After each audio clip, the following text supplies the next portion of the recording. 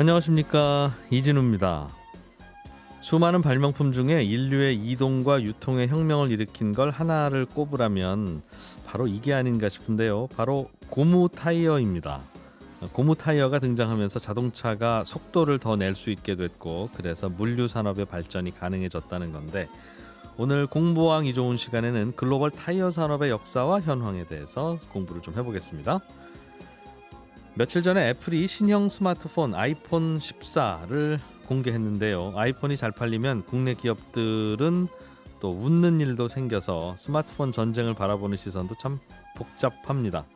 한편 애플페이가 함께 도입될 거라고 전해지면서 이 모바일 페이 시장 경쟁도 뜨거워질 전망인데, 오늘 트렌드 리포트 시간에는 이 아이폰 신제품 출시 소식과 애플페이의 영향력에 대해서 전망해 보겠습니다. 손에 잡히는 경제 플러스 광고 듣고 시작합니다. 자동차 바퀴에 달려있는 검은색 고무 타이어는 우리 주변에서 아주 흔히 볼 수 있는 물건이 됐죠. 그런데 많은 전문가들은 이 타이어를 가리켜서 20세기 번영과 발전을 이끈 최고의 숨은 발명품이라고 평가하고 있기도 합니다. 오늘 공부왕 이종훈 시간에 타이어가 어떻게 이런 평가를 받게 됐는지를 비롯해서 글로벌 타이어 산업의 역사와 현황까지 쭉 살펴보겠습니다. 이종훈 작가님 어서 오십시오. 안녕하세요. 예, 고무 타이어 덕분에 21세기, 20세기의 번영이 현실화됐다. 이런 말이 있어요? 네, 그런 말이 있더라고요. 저도 이번에 공부하면서 처음 알게 됐는데, 바퀴가 세상을 바꿨다라는 말은 많이 들어봤죠. 그거는 동의됩니다. 그렇죠. 수레바퀴가 수레바퀴 아니었으면 저거 다 들고 다녔어야 그렇죠. 되는 건데. 어휴. 사실 인간은 바퀴를 가짐으로써 비로소 더 많은 물건, 더 무거운 물건을 좀 더 쉽게 운반할 수 있게 되었기 때문에 예. 인간의 역사, 인류의 역사는 바퀴와 함께 굴러왔다 이렇게 볼 수 있는데, 그런 측면에서 보자면 인간의 오랜 수고는 어떻게 하면 더 오래 먼 길을 갈 수 있고 더 빨리 달려도 고장나지 않는 바퀴를 가질 수 있을까? 튼튼한 바퀴를 가질 수 있을까? 이게 인류의 오랜 수건이었고 과제였다라고 볼 수 있는데, 그래야 이 무거운 돌을 멀리까지 나르죠. 그렇죠. 이 문제를 해결해준 끝판왕이 바로 1800년대 후반에 등장했던 고무 타이어다. 이렇게 평가하면서 고무 타이어의 등장으로 자동차는 더 오래 더 빨리 달릴 수 있게 됐고, 그 결과 이전과는 완전히 다른 차원의 수송혁명 그리고 물류혁명이 발생할 수 있게 됐고 20세기의 경제 발전과 번영을 가져올 수 있게 됐다라는 것이 전문가들의 평가입니다. 그렇군요. 그러면 초기의 자동차는 타이어가 없는 네. 그냥 딱딱한 바퀴 자동차였다는 뜻이에요? 쇠로 만든 얇은 바퀴. 초기 자동차는 그렇더라고요. 이번에 공부를 해보니까 느낌 어땠을까요? 그거 타고 있으면? 굉장히 승차감이 나쁘죠. 와, 한 번도 그런 바퀴 안 타보시지 게다가 않았습니까? 그런 바퀴들은 실질적으로 고속도로가 생기기 전에 자갈밭 이런 데를 다니면 네. 실제로 그 바퀴가 고장이 나죠. 뭐 바퀴도 차가 흔들거리는 것도 문제지만 바퀴가 자주 고장이 났어요. 바퀴도 충격을 그대로 그렇죠. 받았을 테니까. 충격 흡수 장치가 없으니까. 바퀴에게도. 네. 역사상 최초의 자동차가 증기기관 자동차더라고요. 1769년에 프랑스의 니콜라 조제프 키노라는 사람이 만들었는데, 현대와 같은 모습의 자동차, 그러니까 지금 우리가 타는 휘발유 자동차 같은 경우는 110년이 더 지난 1886년에 독일의 고트리프 다임러가 휘발유 엔진을 탑재한 자동차를 만든 때부터다 이렇게 봅니다. 그러니까 1886년부터 우리가 생각하는 자동차의 모습이 나왔는데, 기름 넣어서 달리는 거. 이때도 고무 타이어가 없었어요. 예. 1886년에 만든 자동차는. 고무 타이어 같은 경우에는 1845년에 R.W. 톰프스라는 사람이 마차용 통고무 타이어를 만든 게 시작인데, 오늘날의 이 타이어처럼 고무에 공기를 넣어 만든 공기압 타이어, 그러니까 공기 타이어는 1888년 스코틀랜드의 동물 수의사인 이 존 보이드 던롭이라는 사람이 자전거용 고무 타이어를 만든 데서부터 비롯됐다 이렇게 얘기를 합니다. 그럼 처음부터 이거는 자동차에 달아야 되겠다고 생각하는 게 아니라 아니에요. 마차나 마차나 자전거 네. 용으로 만든 네. 거다. 보니까 여기에 등장하는 분 인물들 이름이 1886년에 처음으로 기름 넣어서 가는 자동차를 만든 분이 다임러. 공기 타이어를 최초로 만든 분이 던롭. 네. 이 타이어 브랜드나 자동차 브랜드에서 들리는 이름이라 이분들이죠. 그렇죠. 같은 사람입니다. 네. 그렇군요. 타이어뿐만 아니라 던롭 같은 경우는 이 타이어뿐만 아니라 골프 용품도 만들고 각종 스포츠 용품 브랜드도 만드는 그 던롭이 맞는데요. 뭐 사실 골프 용품이나 다른 곳은 브랜드 이름만 빌려주는 곳이고 원래 사업은 타이어를 만드는 곳이었습니다. 근데 이 존 보이드 던롭이 자전거용 고무 타이어를 만들기 이전에는 자전거 바퀴 역시 쇠로 만들거나 혹은 나무로 만든 바퀴에 강철을 이렇게 둘러주는 그런 형태였다고 합니다. 그러니까 길이 조금만 울퉁불퉁해도 뭐 자전거가 흔들리거나 네. 넘어지기 일쑤였다라고 하는데, 이 던럽이 고무 타이어, 공기압 고무 타이어를 발명하게 된 거는 아주 우연한 계기입니다. 수의사였던 분이라면 예, 수의사였는데 아들이 있었는데 아들이 자전거 타는 걸 그렇게 좋아했어요. 근데 자전거를 타고 집에 돌아오면 항상 멀미와 두통을 호소하고 넘어져가지고 무릎이 까지고 엉덩이에 멍이 들고 피가 나고 뭐 이런 일이 잦으니까 어떻게 하면 좀 자전거의 바퀴에 전해지는 충격을 완충시킬 수 있을까 야. 생각하다가 아빠 고무 사랑. 호수에다가 공기를 집어넣어서 그 고무 빵빵해진 고무 호수를 바퀴에 달자라고 생각한 거예요. 고무 호수 양쪽을 막고 네. 그 안에다가 공기를 공기를 집어넣자. 빵빵해진 그 타이어, 지금은 타이어라고 할 수 있죠. 네. 그 고무 튜브를 바퀴에다가 본드 같은 접착제를 통해서 붙여버렸어요. 그러니까 이게 자전거 승차감이 이전보다 훨씬 더 좋은 거예요. 그랬을 것 같아요. 그리고 아들이 넘어지는 경우도 굉장히 줄어들고. 그래서 이거 괜찮네? 라고 생각이 된 거예요. 그래서 던럽이 1년 뒤인 1889년에 이 특허를 내고 공기 타이어를 만들어 파는 회사를 차리게 되는데 이게 오늘날 타이어 브랜드 던럽의 시작이고 동시에 던럽이 최초의 공기 타이어를 발명한 사람으로 인정받게 되는 계기가 되는데요. 네. 근데 앞에서 왜 이제 톰스라는 사람이 있다고 했잖아요. 네. 공부를 해보니까 마차용 통고무 타이어 예. 만들었던, 이보다 한 40년 전도 먼저 만들었다는. 네. 근데 이 톰스도 사실은 공기 고무 타이어 개념을 똑같이 적용해서 만들었거든요. 근데 이 사람이 이제 스코틀랜드에 살았어요. 그러니까 우연인지 모르겠지만 던럽이랑 같은 지역에 살았고 던럽보다 43년 빨리 이 공기 고무 타이어를 만들었거든요. 그러니까 어떻게 보면 최초의 인물은 톰스라고 봐야 될 것 같은데, 로버트 윌리엄 톰스라고 봐야 되는데, 이 톰스 같은 경우에는 이 사실 그 마차의 바퀴에다가 부드러운 승차감을 주기 위해서 인도 고무에다가 네. 공기를 집어넣어서 그걸 통으로 감싸자라고 생각을 한 거예요. 예. 그래서 상당히 좋은 아이디어였고 했는데 그게 현재 타이어도 뭐 별게 있나요? 특허도 받았어요, 이 사람이. 예. 근데 이제 문제는 호평도 받고 특허도 받았는데 그걸로 끝나버렸어요. 이유가 뭐냐면 첫째, 톰스가 공기 타이어를 개발했던 1845년은 고무가 턱없이 부족했어요. 네. 그리고 결정적으로 자전거가 없었습니다. 자전거가 1879년 현대식 개념의 자전거, 즉 체인으로 구동되는 이 현대식 개념의 자전거는 1879년부터 나오거든요. 네. 그러니까 톰스의 타이어는 던럽의 타이어와 달리 팔 대상이 없는 거예요. 그러니까 공기 타이어를 최초로 발명했던 톰스는 어떻게 보면 자신의 아이디어를 팔 곳이 없어서 접어야 됐고, 반대로 자전거가 등장한 이후 시대에 살았던 던럽은 이 자전거 타이어를 개발하면서 공기 타이어의 아버지라는 칭호를 얻게 됩니다. 근데 던럽도 마음고생을 나중에 좀 하게 됩니다. 자전거가 발명된 것도 그리 오래된 때가 아니라는 네. 말이네요. 1879년에 현대식 개념의 자전거 자전거가 체인을 나왔으니까. 이용한 자전거 나왔고, 지금처럼 두 바퀴가 이렇게 체인으로 가는 개량형 자전거는 1880년대 이후에 나왔을 거예요. 86년경에 나왔을 거예요. 근데 던럽 같은 경우도 1891년에 이 공장 짓고 타이어 사업을 활발하게 진행하려고 했는데 자신의 특허를 침해한 것처럼 보이는 어떤 회사가 등장하면서 굉장히 골머리를 앓게 됩니다. 근데 이 회사가 바로 지금도 유명한 미쉐린 타이어입니다. 앙드레 미쉐린과 그의 동생이었던 에드와르 미쉐린이라는 두 형제가, 미쉐린 네. 형제가 이 던럽이 타이어 사업을 시작했던 1889년에 타이어 회사를 차립니다. 네. 그리고 우연인지 모르겠지만 똑같은 공기 타이어를 만듭니다. 그리고 1891년에 샤를 테롱이라는 자전거 선수에게 자신들이 만든 공기 타이어를 부착한 자전거를 주면서 이 자전거를 타고 자전거 레이스에 나가라라고 했는데, 이 자전거를 타고 샤를 테롱이 우승을 해요. 그러니까 전 세계, 어떻게 보면 전 유럽에 있는 자전거 선수들이 예. 이 미쉐린 공장으로 찾아옵니다. 지금으로 치면 용품 후원 광고를 쳐서 대박을 친 거죠. 근데 샤를 테롱이 우승하고 나서 인지도도 급상승하게 되잖아요. 예.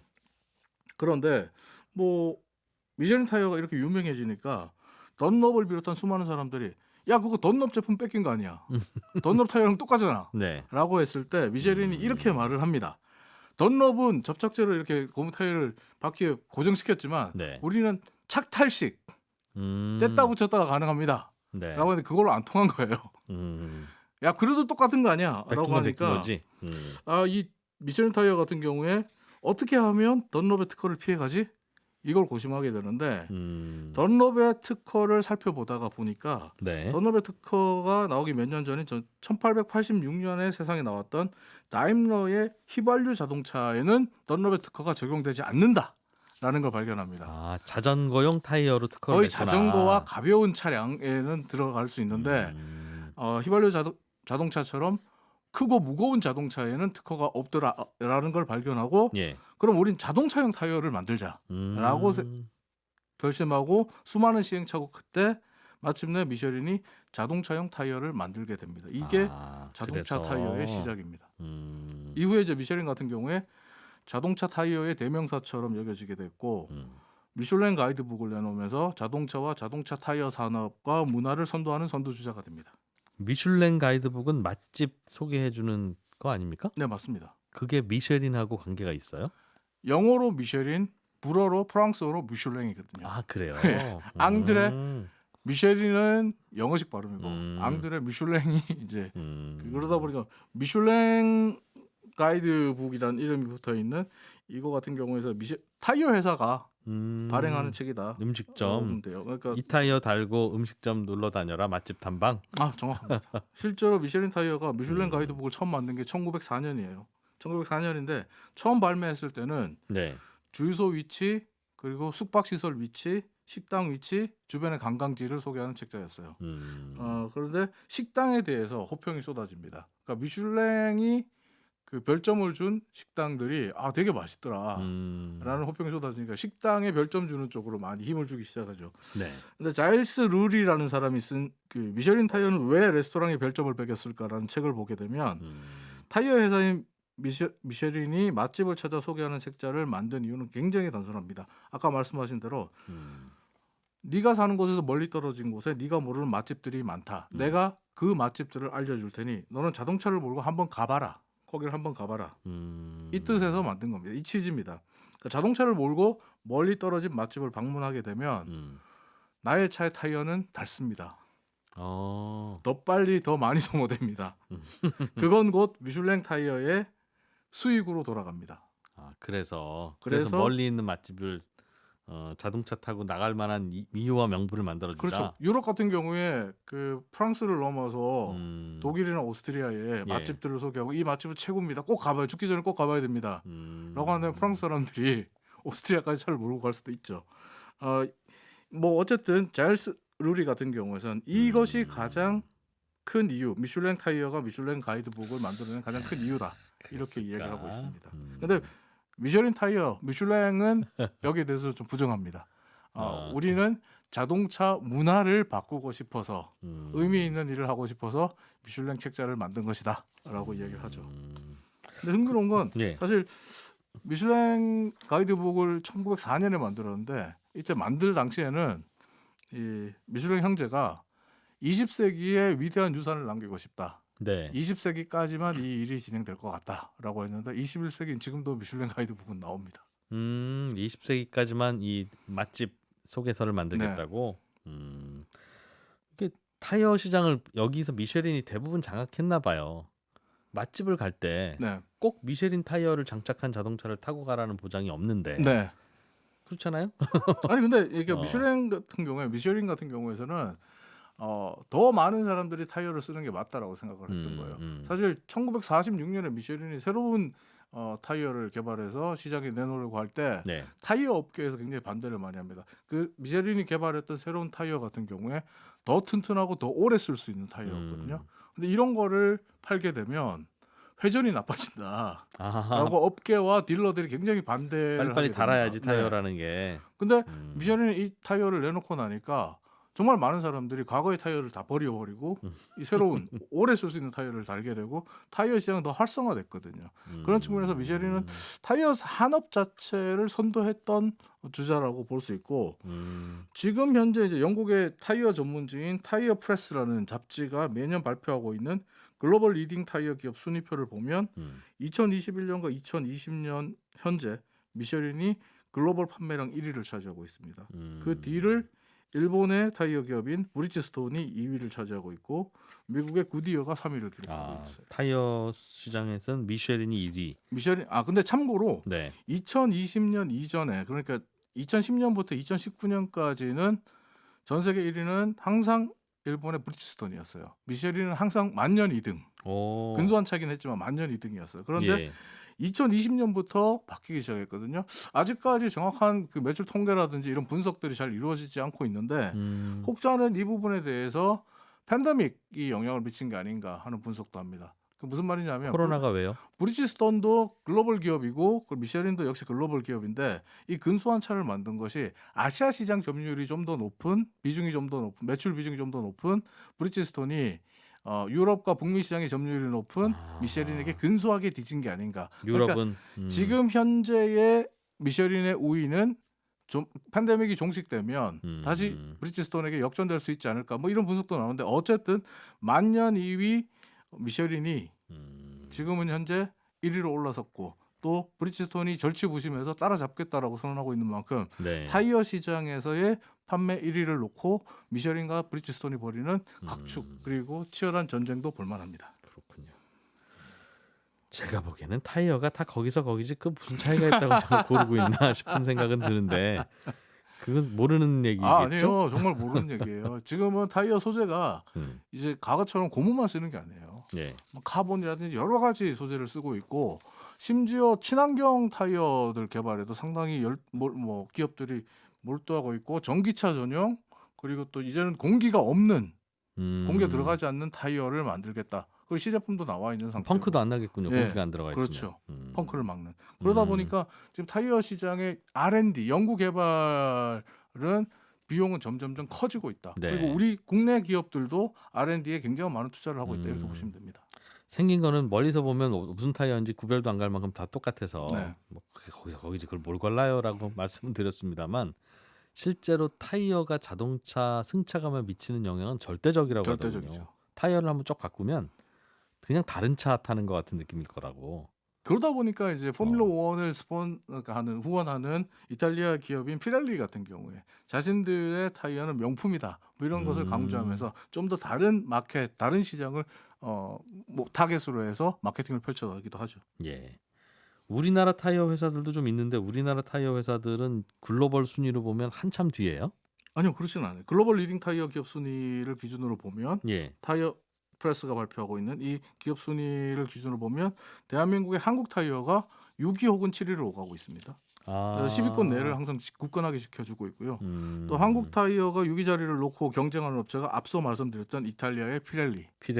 예. 피렐리가 6위를 하면 한국 타이어가 7위. 한국 타이어가 6위를 하면 피렐리가 7위. 이렇게 왔다 갔다 하고 있는 그런 상황이고 또 다른 국내 타이어 업체인 금호 타이어가 18위고요. 네. 넥센 타이어가 20위. 그러니까 20위권 안에 세 개나 한국의 있네요. 세 개 타이어 기업이 있습니다.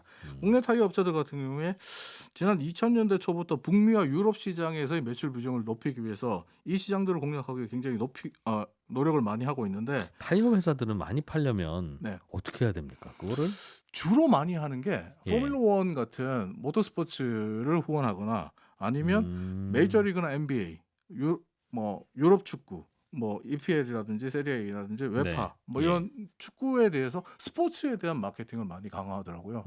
우리 같은 경우도 이제 한국 타이어, 금호 타이어, 넥센 타이어 같은 경우에 북미 시장의 스포츠 마케팅 그리고 유럽 시장의 스포츠 마케팅을 2000년대 초부터 굉장히 활발하게 펼쳐왔고 적극적으로 늘려가고 있는 그런 상황입니다. 그러다 보니까 이 스포츠 마케팅의 효과를 좀 보게 되면 우리 국내 업체들의 북미 시장과 유럽 시장의 매출이 좀 더 늘어나지 않을까. 그렇게 된다면 국내 타이어 업체들의 순위도 좀 더 상승할 여지가 있다. 이렇게 보고 있습니다. 그렇다. 소비자들한테 익숙한 브랜드가 되는 게 중요한가 봐요. 타이어 뭘로 바꾸시겠어요? 할 때 실제로 미국에서 저거요, 메이저리그 그러면. 야구 경기 보면 한국 타이어 광고 많이 볼 수 있어요.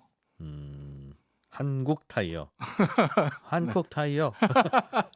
그렇게 실제로 CF도 많이 나오고. 야, 이 타이어 산업에도 참 치열한 역사가 있었네요.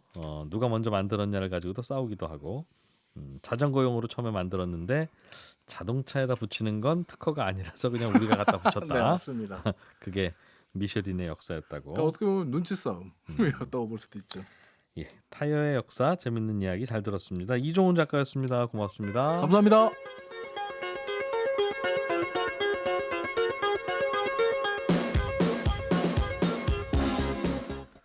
요즘에는 전 세계 거의 모든 인구가 스마트폰을 만지작 하면서 하루를 보내다 보니까 중요한 회사의 신제품이 나오면 다들 관심이 쏠립니다. 애플의 아이폰 신제품이 최근 공개됐는데 우리나라에는 이달 말쯤 출시될 걸로 전해지고 있답니다. 오늘은 그래서 새로 나온 아이폰 신제품에 대해서 어떤 기능이 들어가 있고 이게 휴대폰 시장에 또 어떤 영향을 줄 것 같은지 그 얘기 좀 들어보죠. 미래사회 IT연구소의 김덕진 소장 나오셨습니다. 어서 오세요. 네, 안녕하세요. 반갑습니다. 김혁진입니다. 아이폰 14라고 부릅니까? 아이폰 14이라고 해야 됩니까? 14이라고 부르기엔 좀 어려울 것 같아서 그냥 14라고 14. 했을 것 같습니다. 보통 이제 방송에서 14라고 많이 부르시더라고요. 이거 어떻게 부르는지 이게 뭐 모를 수밖에 없는 건데 특별하게 네. 어떤 규칙도 없고 음. 근데 이게 잘못 부르면 많이 혼나더군요.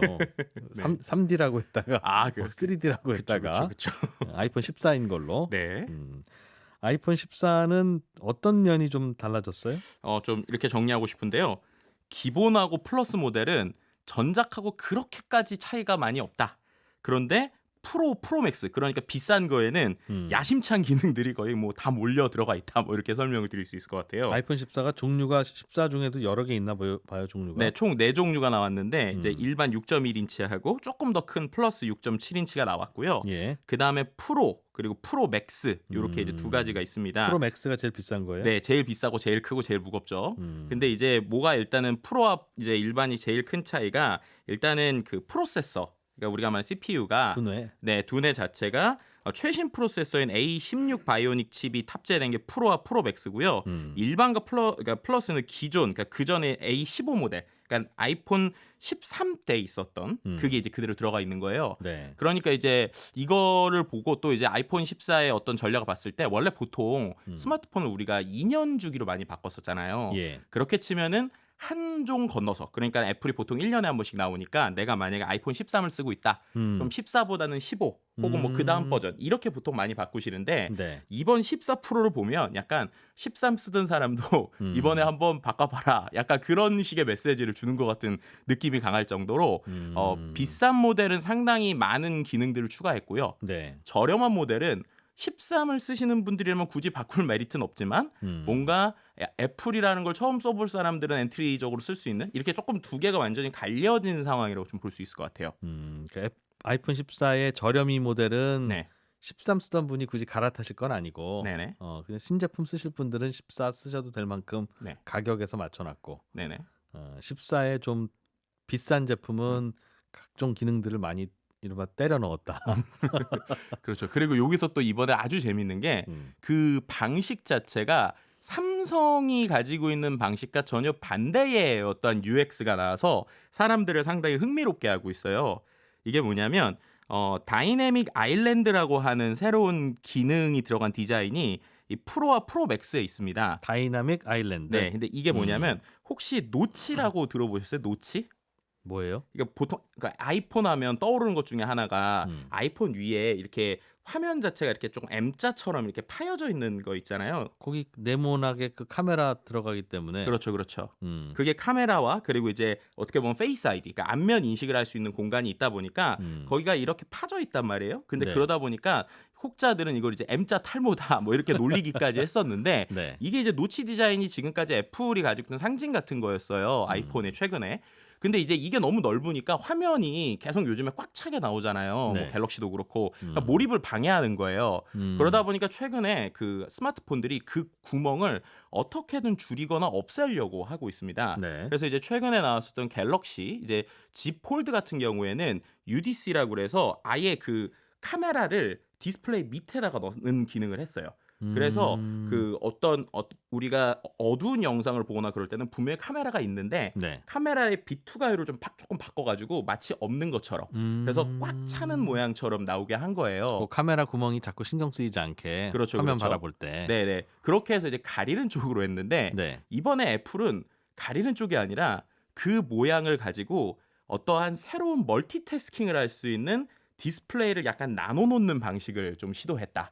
라고 좀 설명드릴 수 있을 것 같아요. 카메라 구멍을 오히려 활용을 했다. 그렇죠. 우리 일부러 디자인 이렇게 한 거예요라는 느낌 그렇죠. 들게. 마치 그런 거죠. 근데 이제 기본적으로 원래 넓었던 걸 펀치홀, 그러니까 구멍 하나로 줄이긴 했어요. 근데 줄였는데 그 줄인 거가 단순히 구멍만 있는 게 아니라 그 구멍을 중심으로 해서 예를 들면 음악을 틀면 음악의 플레이 뭐 아니면 정지 버튼이 길게 나오는 거예요. 네. 그리고 또 이제 안면 인식을 하게 되면 그게 정사각형으로 모양이 바뀌면서 안면 인식이 뿅뿅 뜨거나 막 이렇게 되니까 그냥 사용자 입장에서는 뭔가 화면이 위에 또 하나 있는 것 같네? 라고 하는 이런 재미를 주는 거죠. 유리창 깨진 김에 통풍구로 쓰는군요. 그렇죠. 솔직히 말하면 이게 일종의 어떻게 보면은 이제 기능이나 하드웨어를 아주 중요하게 생각하시는 분들은 결국 그거 못 내리고 못 가려서 꼼수 쓰는 거 아니야라고 할 수도 있지만 네. 또 이제 어떻게 보면 애플의 어떤 소프트웨어적인 관점이나 UX적인 관점을 좋아하시는 분들은 이걸 단점을 장점으로 바꿨네?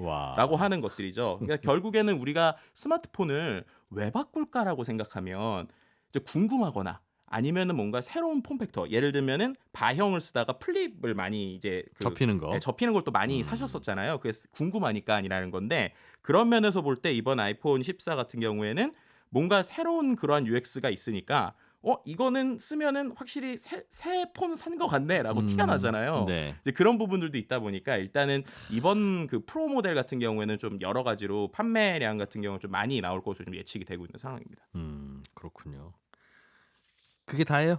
아니죠. 그거 말고도 당연히 대표적인 게 그거라고 보니까. 네네네. 그 말고도 뭐 예를 들면은 카메라도 4,800만 화소까지 들어가고 뭐 초광각에 뭐 망원 카메라부터 해서 뭐 다양한 인공지능들이 이런 것들이 들어 있는데 어쨌든 이제 가장 크게 눈에 보이는 것이 그거다 보니까 이 얘기를 드렸고요. 예. 그다음에 또 오히려 저는 이 아이폰보다 또 아주 SNS를 뜨겁게 달구고 있는 상품이 하나 있는데 그 애플 워치 있잖아요. 예. 워치가 114만 원짜리 워치가 나왔어요. 정확하게는 114만 9천 원. 애플워치. 네, 애플워치인데. 네. 그러니까 보통 이제 한 몇십만 원대였는데 갑자기 뭐 거의 한 115만 원 돈에 이게 나온 거예요. 근데 이게 애플워치 울트라라는 건데요. 이런 겁니다. 오지 탐험할 때 쓰는 거예요. 오지 탐험할 때 쓰고 40m 수심까지 이제 방수가 되고 네. 섭씨 20도에 마이너스 20도에서 55도까지 견디는 그러니까 그냥 일반적인 사람들이라기보다는 아주 익스트림한 스포츠를 쓰는 사람들 건데 네. SNS에서는 필요 없는데 사고 싶다 이런 의견들이 지금 막 넘치고 있어요. 그러니까 어떻게 보면 이것도 참 애플이 가지고 있는 전략 중에 하나라고 저는 보는데 예를 들면 과거에 우리가 애플에서 이제 노이즈 캔슬링이라고 해서 이제 주변의 소음을 방지해주는 이제 에어팟 프로를 냈잖아요. 예. 근데 그 전에 생각해 보면 그 일반인들이 거의 이런 그 어떻게 보면 노이즈 캔슬링 이어폰을 거의 쓴 적이 없거든요. 그러니까 굳이 그것까지 그쵸. 해야 되는 느낌의 상품이었죠. 네, 예. 그랬는데 이제 그런 것들에 대한 시장을 만들어냈고 또 아시지만 이제 우리가 콩나물이라고 놀렸었던 이어폰 같은 경우도 이제 우리가 기본적으로 냈잖아요. 그래서 애플이 확실히 다른 건 몰라도 이런 브랜딩이나 이런 사람들의 감성을 자극하는 면들은 분명히 있다라고도 볼 수 있고요. 근데 흥미로운 건 스티브 잡스의 딸이요. 네. 이제 돌아가셨지만 스티브 잡스의 딸이 아이폰 14를 풍자하는 인스타그램을 또 올렸다는 거예요. 뭐라고 올렸어요? 뭐라고 올렸냐면요.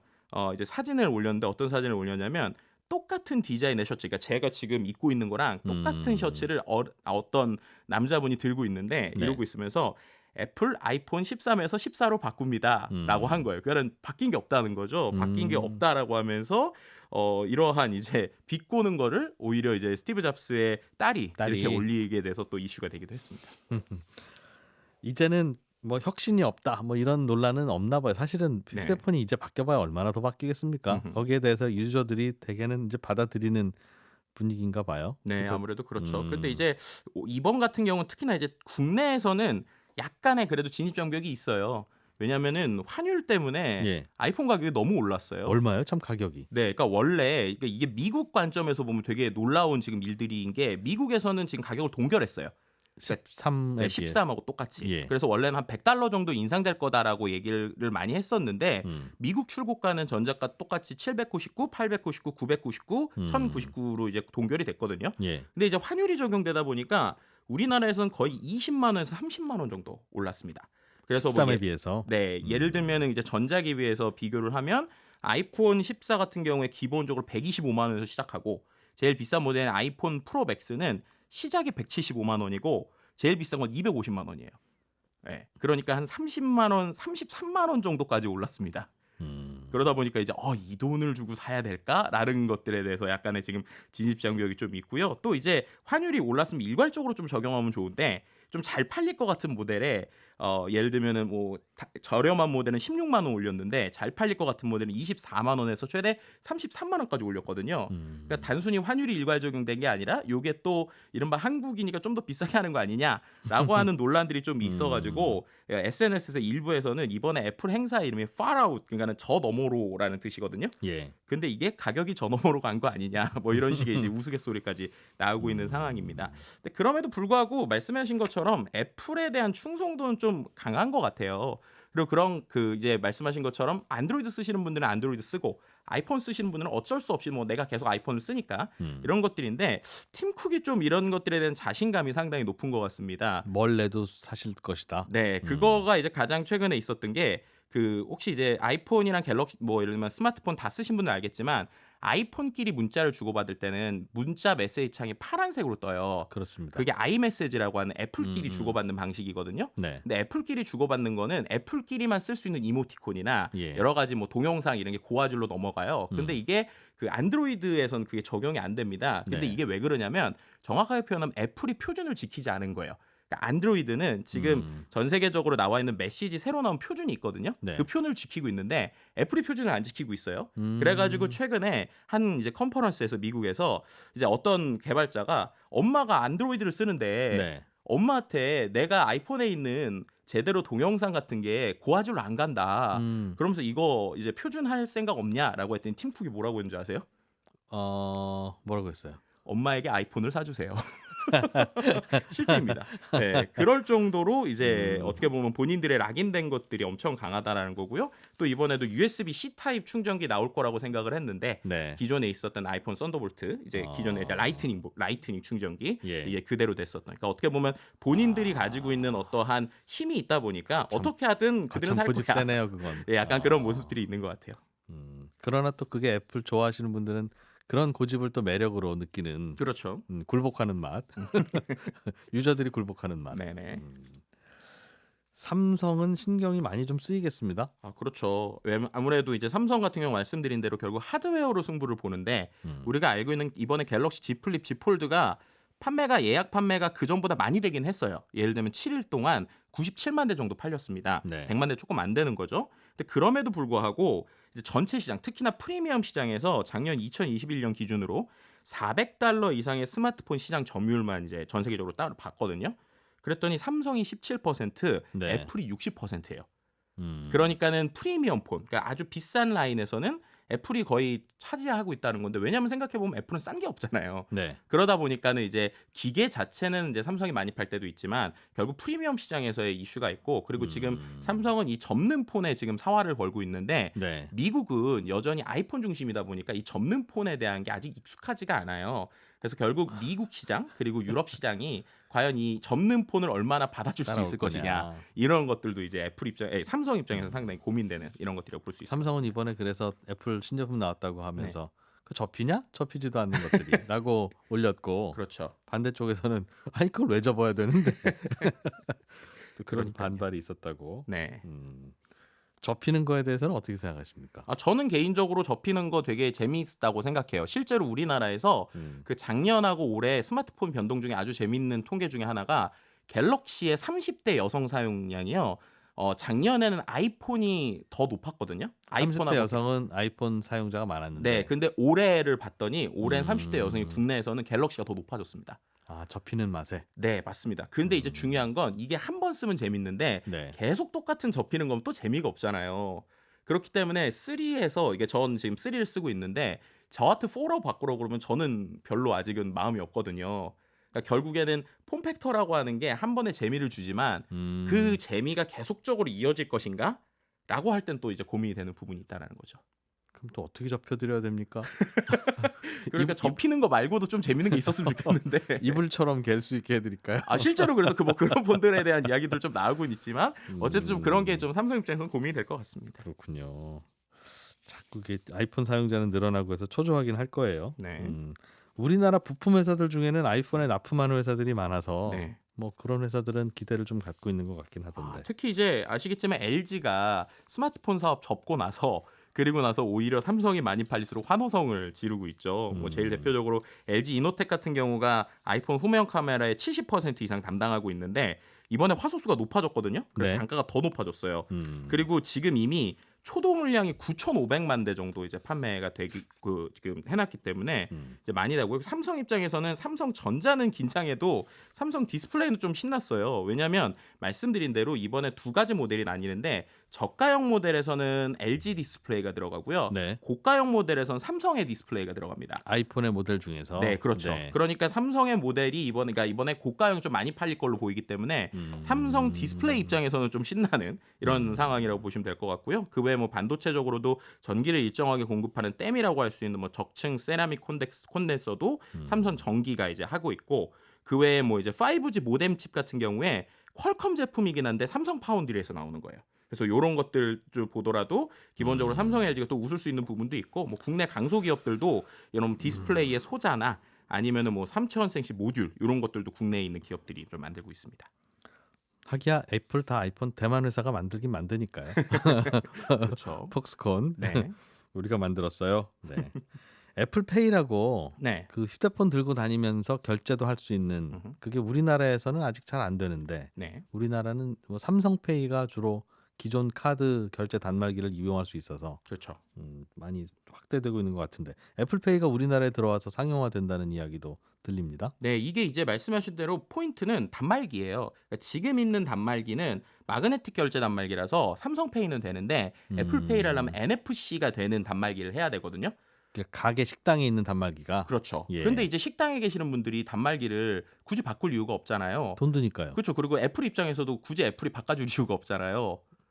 애플도 마그네틱에서 읽히면 좋긴 한데. 네, 그런 것들이 이제 안 예, 쓰고 있고 예. 어쨌든 미국에서 NFC 쓰고 있으니까. 네. 그래서 지금 이런 것들 때문에 계속 카드사가 어떻게 하느냐인데 아직까지 이것이 뭐 공식은 아니지만 계속 지금 나오고 있는 것 중에 하나가 모 카드사가 기본적으로 이제 계약을 해서 독점을 한 1년에서 2년 정도 애플페이의 권한을 가져갈 것이다. 하지만 그 조건으로 NFC 아까 말씀드렸던 그 단말기 있잖아요. 가게마다 있는 가게마다 카드 있는 단말기에 교체 비용의 최대 60%를 지원할 것이다. 카드사가. 네, 이제 이런 얘기가 나오고 있는 거예요. 그럼 그렇게 바꾸고 나면 애플페이도 그 가게에서 긁을 수 있고 애플페이로도. 그렇죠. 이제 그렇게 되면은 장점이 근데 이제 그럼 카드사가 어쨌든 돈을 낸 거잖아요. 그 카드사는 어떻게 돈 법니까 그럼? 네, 그래서 카드사가 지금 독점으로 애플페이를 1년 혹은 2년 동안 사용하는 조건들에 대한 지금 논의가 계속 이어지고 있다는 게 언론사들의 보도에서 계속 나오고 있는 상황입니다. 예를 들면 현대카드가 네. 또는 신한카드가 네. 그런 계약을 맺으면 그렇죠. 애플페이에도 카드를 등록해야 그 카드에서 돈이 빠져나갈 테니까 그렇죠. 등록하는 카드로는 현대카드나 신한카드만 가능하게. 네, 그렇죠. 예를 들면 현대카드라고 하면은 아이폰 사용자가 이제 우리나라 전체 한 20% 이상인데 예. 그 사람들이 어쨌든 또 가지고 있는 브랜드 이미지가 있잖아요. 그렇게 되니까 이제 이들이 쓴다라고 하면 이게 큰 거고 아이폰 사용자들은 그렇죠. 실제로 삼성페이의 비율이 엄청나거든요. 그만큼 간편 결제의 위력이라는 걸 무시할 수 없다. 뭐 이렇게 얘기할 수 있을 것 같습니다. 카드사들은 돈 들여서 단말기 내가 바꿔주고 내가 독점해 볼까? 네. 아유, 무리인가 고민한다는 말씀이군요. 네. 재밌게 잘 들었습니다. 미래사회 IT연구소의 김덕준 소장이었습니다. 고맙습니다. 네, 감사합니다. 네, 홈페이지로 찾아오시면 콘서트 신청하실 수 있습니다. 홈페이지로 한번 참석해 주시고요. 저는 내일 아침 8시 30분에 손에 잡히는 경제에서 또 인사드리겠습니다. 이진우였습니다. 고맙습니다.